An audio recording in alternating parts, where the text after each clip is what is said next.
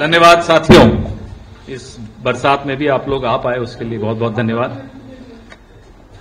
साहिर लुधियानवी ने एक बड़ा अच्छा गीत लिखा था, जब भी जी चाहे नई दुनिया बसा लेते हैं लोग, एक चेहरे पे कई चेहरे लगा लेते हैं लोग। चुनाव आयोग कई कई चेहरे लगा रहा है, एक नाम चेहरे अनेक, एक चेहरा नाम अनेक, एक चेहरा एक नाम पते अनेक, वोट अनेक।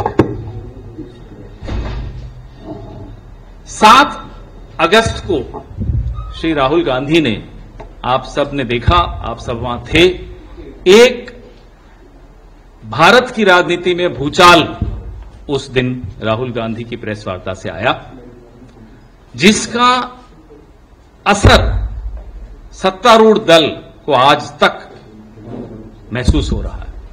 7 दिन 6 दिन तो ये सदमे में रहे, इन्हें समझ में ही नहीं आ रहा था करें क्या। फिर इन्होंने क्या किया, फिर इन्होंने अनुराग ठाकुर जी को कल प्रेस कॉन्फ्रेंस के लिए बुलाया, और अनुराग ठाकुर जी की प्रेस कॉन्फ्रेंस में जो खुलासे हुए, उससे चुनाव आयोग की भूमिका और संगीन हो गई है। ये हमारे जो साथी हैं अनुराग ठाकुर, गोली मारो, गोली मारते कहीं हैं, निशाना कहीं और होता है, लग कहीं और जाती है। निशाना था कांग्रेस पार्टी की तरफ, लगी चुनाव आयोग को जाकर, और चुनाव आयोग अभी घबराया हुआ है कि एक और गोली बीजेपी से भी आ गई।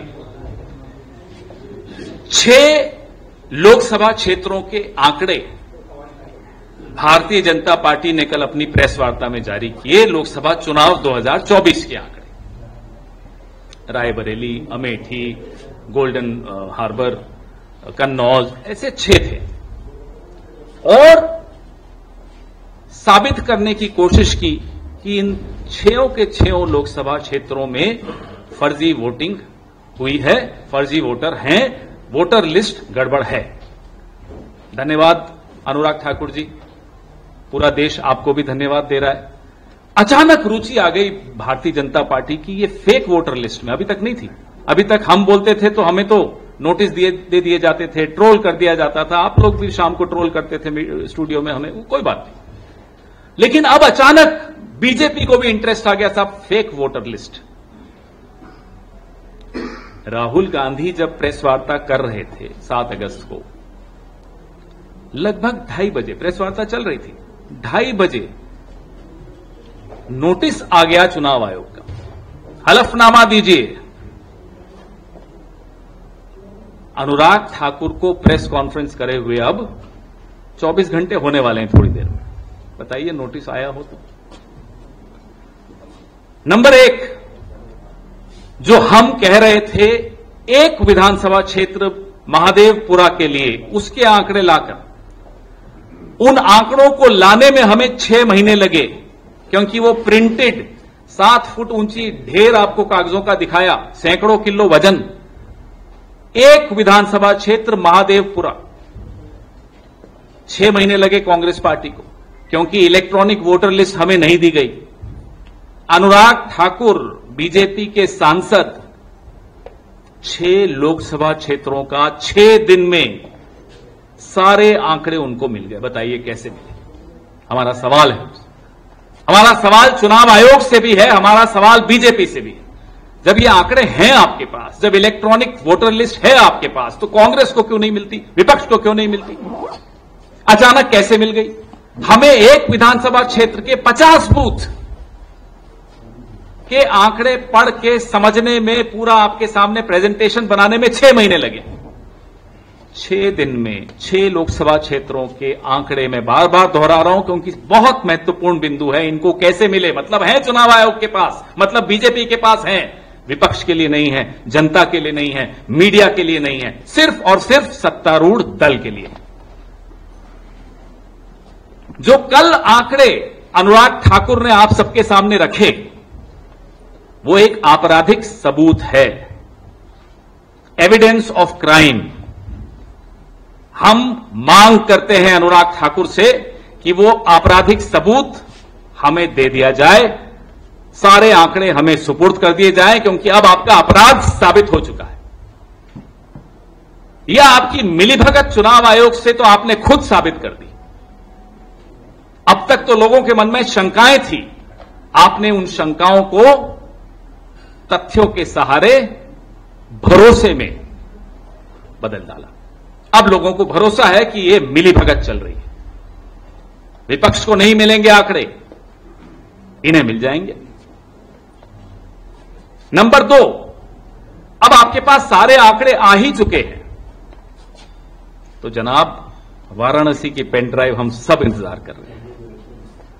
प्रियंका गांधी वाड्रा जी के लोकसभा क्षेत्र के लिए अनुराग ठाकुर जी हंसते हुए उछलते हुए बोलते, देखिए 93,000 फर्जी वोट। भाई थोड़ा सोच लेते बोलने से पहले, जीती कितने वोटों से है? 4,10,000 वोटों से जीती हैं। 93,000 फर्जी बता रहे हैं। मैं बता दूं आपको, बीजेपी को वहां 1 लाख वोट मिले, हम भी हैरान हैं कैसे मिल गए। कल उसका भी जवाब मिल गया, 93,000 फर्जी हैं। मान लो ये फर्जी वोट वायनाड में नहीं होते तो प्रियंका गांधी जी 5 लाख वोट से जीतती।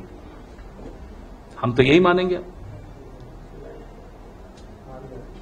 आ जाइए रायबरेली में, वहां के भी कुछ आंकड़े इन्होंने दिए। मान लो वहां भी फर्जी वोट नहीं होते तो राहुल गांधी 5 लाख वोट से जीतते। हम वाराणसी का इलेक्ट्रॉनिक वोटर लिस्ट की मांग कर रहे हैं। सबको यकीन हो जाएगा, हमें तो है, लेकिन कुछ लोग अभी भी बचे हैं जिनके मन में संशय है। उन्हें भी यकीन हो जाएगा कि एक बूस्टर डोज मिला था प्रधानमंत्री को। काउंटिंग के दिन आधे दिन तक प्रधानमंत्री हार रहे थे। नरेंद्र मोदी वाराणसी से चुनाव हार रहे थे। गंगा पुत्रों ने उनका इलाज कर दिया था, लेकिन एक बूस्टर डोज फर्जी वोटर्स का मिल गया। 150 मिनट तक काउंटिंग का कुछ भरोसा नहीं मालूम पड़ रहा था, कहीं सब कोई आंकड़े नहीं आ रहे थे। अचानक वापस से आंकड़े शुरू हुए और प्रधानमंत्री जीत की ओर अग्रसर हो गए। 1 लाख वोटों से जीते। अगर ये आंकड़े हमारे पास आ जाते हैं, इलेक्ट्रॉनिक वोटर लिस्ट हमारे पास आ जाती है वाराणसी की, ये साबित हो जाएगा कि प्रधानमंत्री भी गद्दी को चुरा कर बैठे हैं। चोरी की कुर्सी, वोट चुराया, चुनाव चुराया, कुर्सी चुराई, ये 3 चोरियां इस प्रधानमंत्री ने की हैं और कल ये अनुराग ठाकुर ने खुद साबित कर दिया। अब तक तो हम पर सवाल उठाए जाते थे, अरे साहब आपको तो संस्थाओं पर भरोसा नहीं है, राहुल गांधी तो संस्थाओं पर भरोसा नहीं करता। तो अनुराग ठाकुर क्या संस्थाओं पर भरोसा कर रहे थे कल? बीजेपी बोले तो बोले देखो साहब कितना अच्छा खुलासा कर दिया, वायनाड का खुलासा हो गया, रायबरेली का खुलासा हो गया, कन्नौज का खुलासा हो गया, डायमंड हार्बर का खुलासा हो गया। ये संस्थाओं पर सवाल नहीं है। अब जब विपक्ष भी चुनाव आयोग से सवाल पूछ रहा है, पक्ष भी चुनाव आयोग से सवाल पूछ रहा है, कहां है ज्ञानेश कुमार गुप्ता? कहां छुपे हुए हो जनाब? इनसे पहले भी एक थे, अपने आप को एक अजीम शायर मानते थे, पता नहीं कहां है, गायब। राजीव कुमार, पता ही नहीं, कोई कहता है माल्टा चले गए, मैं नहीं मानता माल्टा गए, कहीं वोट बना दिया होगा किसी कॉन्स्टिट्यूएंसी में। हो सकता है कॉन्स्टिट्यूशन क्लब की वोटर लिस्ट में भी उनका नाम हो। जिस तरह से चुनाव आयोग चल रहा है वो आपके सामने, जो मिलीभगत है वो कल अनुराग ठाकुर ने एक्सपोज कर दी। जो डबल स्टैंडर्ड्स हैं वो अनुराग ठाकुर ने और चुनाव आयोग ने, दोनों ने एक्सपोज कर दिए। सवाल वैसे के वैसे। आज पूरे देश में ये नारा, हर गली गली में ये नारा गूंज रहा है, वोट चोर गद्दी छोड़। पूरे देश में आज मशाल जुलूस निकल रहा है। ये अब जनता का आंदोलन बन चुका है। ये राहुल गांधी का आंदोलन नहीं है, ये कांग्रेस पार्टी का आंदोलन नहीं है, इंडिया अलायंस का आंदोलन नहीं है, ये इस देश के एक एक वोटर का आंदोलन है। कल जो प्रेस वार्ता हुई उससे साबित हो गया कि पिछला लोकसभा चुनाव फर्जी वोट्स के आधार पर फर्जी वोटर लिस्ट के आधार पर हुआ था। तो क्या वो चुनाव फर्जी नहीं माना जाएगा? क्या उस चुनाव को रद्द नहीं घोषित कर देना चाहिए? ये हम कांग्रेस पार्टी मांग करती है। करिए उस चुनाव को रद्द। Nullify the Lok Sabha election which was fought on the basis of fake voters list as proved by the ruling party MP, Mr. Anurag Thakur. We took 6 months in collecting data for one assembly segment of Bangalore Central called Mahadevpura. 6 months because it was paper. Mr. Anurag Thakur got the electronic voter list of 6 Lok Sabha seats within 6 days. If this is not collusion, what is collusion? And we thank Anurag Thakur and the BJP for proving the point made by Mr. Rahul Gandhi that the elections in this country are fought on the basis of fake voters. We demand from the Election Commission, we demand from Anurag Thakur, because he has access to the electronic voters lists. We demand from Anurag Thakur, please make the data, the electronic voter list data of Varanasi public. We know that the Prime Minister does not deserve to be where he is. Based on fake voters, he barely managed to win the Lok Sabha seat of Varanasi in 2024. हमें मालूम है जवाब नहीं आएंगे यहां से, हमें मालूम है इनका मुंह बंद हो चुका है, लेकिन ये जो आपराधिक सबूत कल ये देकर चले गए, गलती से दिया, जानबूझकर दिया, क्योंकि ऊपर भी आजकल बड़ा झगड़ा आपस में चल रहा है, वो आपको लगता है सिर्फ कॉन्स्टिट्यूशन क्लब के चुनाव में, ऐसा नहीं है।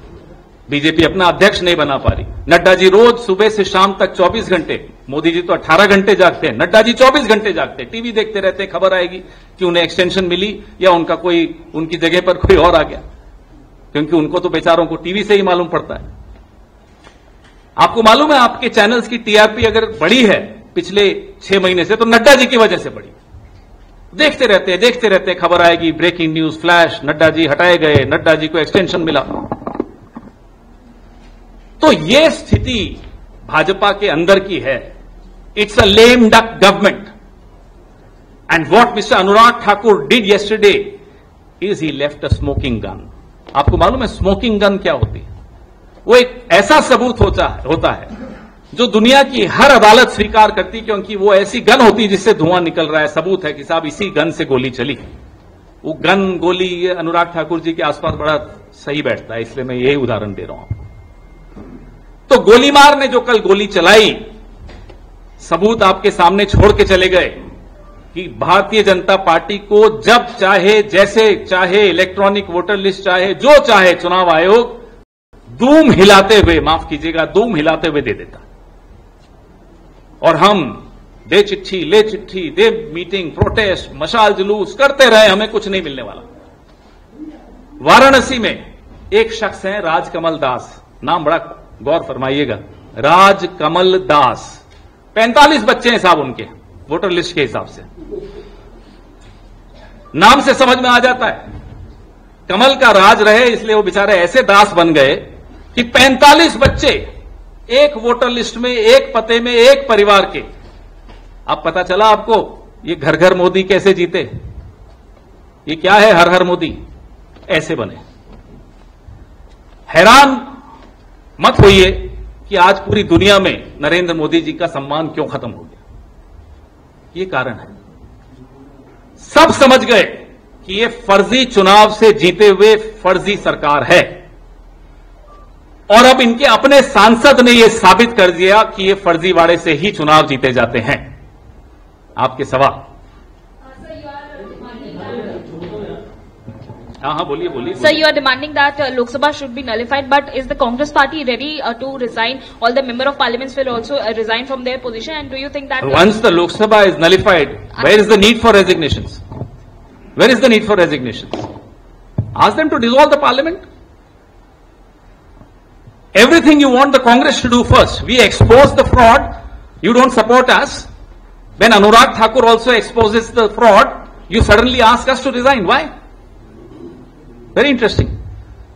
So we did support you. But sir, a second question, what you have mentioned about the Varanasi seat. Now a fact check has been done, and that particular address which you are mentioning, that is basically a mud.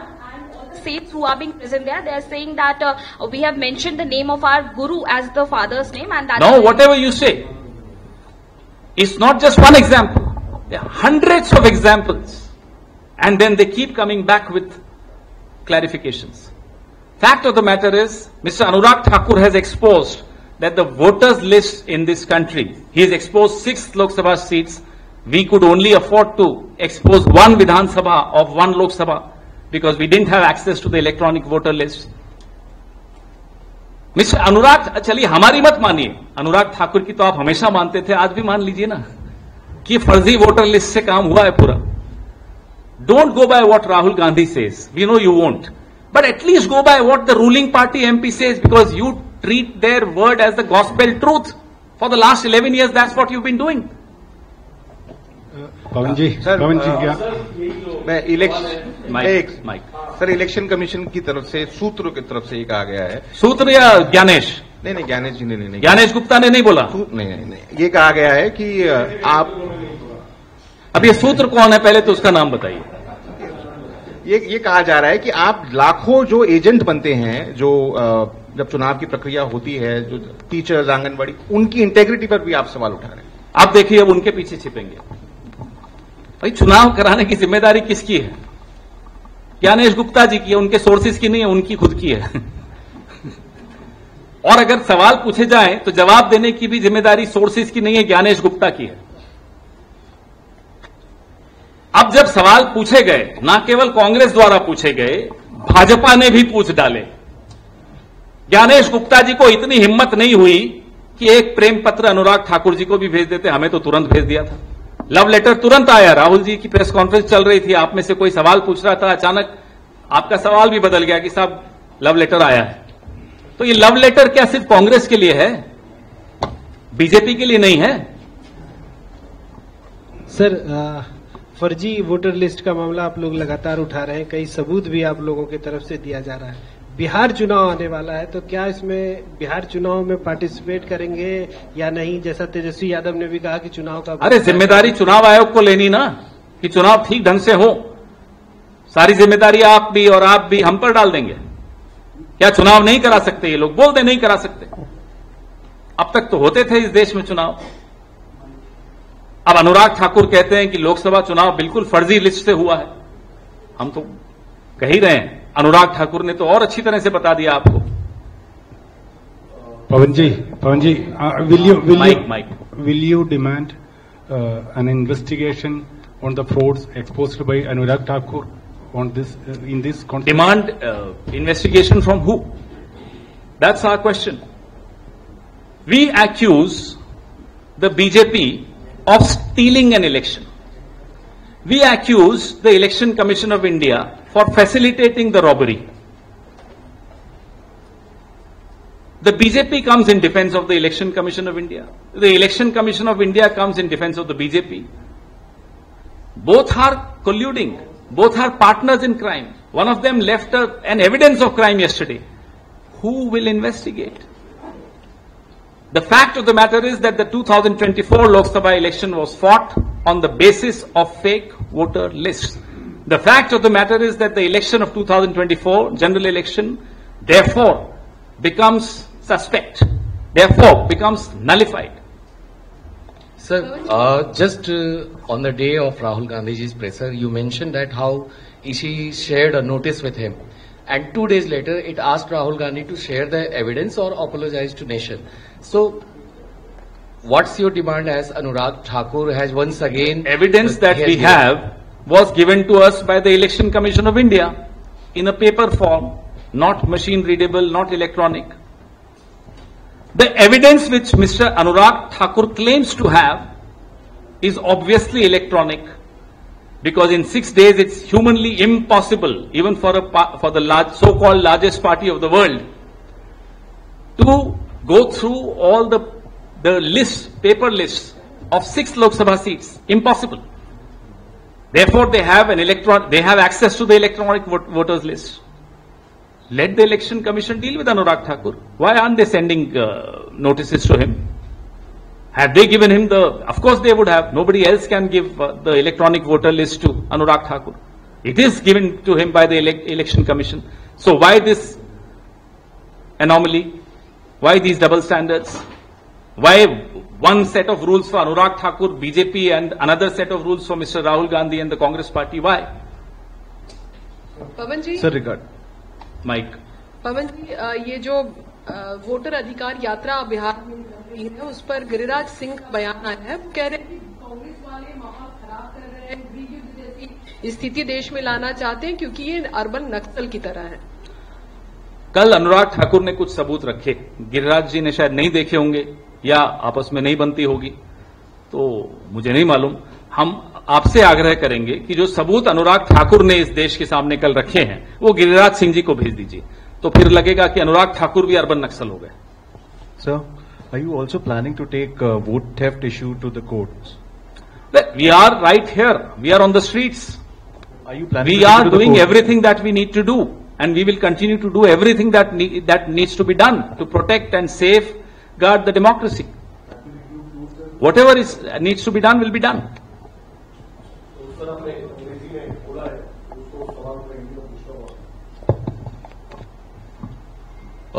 अंग्रेजी में हालांकि आपने बोला है, मैं हिंदी में भी पूछना चाहता हूं कि आप लोग मांग कर रहे हैं कि लोकसभा चुनाव को रद्द किया जाए, तो हम सवाल पूछ रहे हैं, क्या लोकसभा चुनाव को रद्द नहीं करना चाहिए? आप बताइए, जब आपके अपने सांसद 6 सीटों का आंकड़ा आपके सामने रख रहे हैं। तो क्या पहल करते हुए कांग्रेस के जो सांसद हैं, क्या वो इसकी पहल करेंगे? आप संसद को भंग कर दीजिए ना, हर चीज कांग्रेस से ही मांगोगे। आजादी का आंदोलन कौन लड़ेगा? कांग्रेस लड़ेगी। ये लोग करेंगे मुखबिरी, वोट चुराएंगे ये लोग, इस्तीफा दे कांग्रेस। क्यों भाई? चोरी आपकी पकड़ी जाए, सजा हमें दोगे क्यों? जिसकी चोरी पकड़ी जाएगी सजा उसी को मिलनी चाहिए ना। चोरी ना केवल पकड़ी गई हमारे द्वारा, अनुराग ठाकुर ने खुद अपने आप को चोर घोषित कर दिया और चुनाव आयोग को अपना साझेदार घोषित कर दिया। इसके अलावा सर एक सवाल और, कल बल्कि एक गंभीर आरोप बीजेपी की तरफ से लगाया गया था सोनिया गांधी जी को लेकर कि जब वो नागरिक भी नहीं थी भारत की, तब उनका नाम वोटर लिस्ट में 1980 में जोड़ दिया गया था। इसको सरकार जो सवाल उठाए गए, 1 जनवरी 1980 को सरकार किसकी थी? ये देखो ना, खुद ही ये लोग आत्मघाती दस्ता बने हुए हैं। सर एक सेकेंड, 1 जनवरी 1980 को किसकी सरकार थी? चलिए कटघरे में खड़ा करिए जनता पार्टी की सरकार को। कमाल की बात है साहब, आज के सवाल हैं उसका जवाब देते नहीं बनता। 45 साल पुराना एक कागज लेकर आए, वो भी उनकी सरकार के दौरान का कागज, और खुद फिर से कटघरे में जाकर खड़े हो गए। ये सरकार अब कटघरे में ही रहेगी अगले 6-8 महीने, जब तक ये जिंदा है। सर आज फिर चुनाव आयोग ये कह रहा है कि आप लोग के पास अगर सबूत है तो आप लोग क्यों नहीं शपथ पत्र? अनुराग ठाकुर को क्यों नहीं बोल रहे? और दूसरी बड़ी बात, पहले इसका जवाब सुन लीजिए, दूसरी बात बाद में। जो आपने बोला, ये सोर्सेज बोल रहे हैं या ज्ञानेश गुप्ता बोल रहे हैं? ईसीआई की तरफ से आया। ईसीआई की तरफ मतलब क्या होता है? साइंड है या हिरेन जोशी के व्हाट्सएप फॉरवर्ड है? बताइए ना क्या है, किसका व्हाट्सएप है, जरा बताइए तो। सोर्स बेसिस नहीं, सोर्स क्या होता है? कौन है सोर्स? अब सोर्सेज से तो मैं और 10 चीजें कह दूंगा, आप छापेंगे। कौन है सोर्स बताइए तो।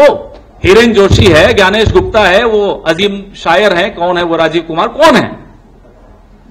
सर ये भी अरे क्या मतलब है साहब? सोर्स ने कह दिया कि राहुल गांधी पर आरोप लगा दिया, सोर्स कौन है? Who is this ECI source? हिम्मत नहीं है सामने आने की। हिम्मत इसलिए नहीं है कि सोर्स सिर्फ राहुल गांधी के लिए जवाब देता है, अनुराग ठाकुर पर नहीं सवाल खड़े करता। क्यों डरते हो अनुराग ठाकुर से? उसमें यह भी कहा गया सर कि वोट चोरी का जो आप नारा दे रहे हैं उसमें आप करोड़ों मतदाताओं को भी गाली दे रहे हैं। हम किसी को नहीं गाली दे रहे, जो चोर है उसको मालूम है उसी को गाली पड़ रही, इसीलिए वो सोर्सेज के माध्यम से आपको जवाब दे रहा है। 2 चोर हैं, एक ने कल प्रेस वार्ता कर दी थी, गोली चलाई हम पर, लगी चुनाव आयोग को, तभी तो कैबिनेट से बाहर कर दिए गए। गोली भी नहीं चलानी आती।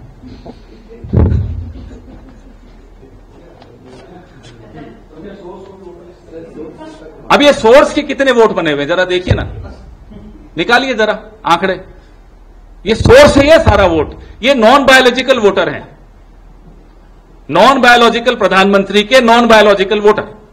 ऐसी ही खबरों को सुनने और देखने के लिए सब्सक्राइब करना बिल्कुल मत भूलिएगा चैनल न्यूज गंगा। खबरें अच्छी लगी तो लाइक का बटन दबाना बिल्कुल मत भूलिएगा, कमेंट बॉक्स में टाइप भी कर सकते हैं और हाँ, शेयर करना भी बिल्कुल मत भूलिएगा।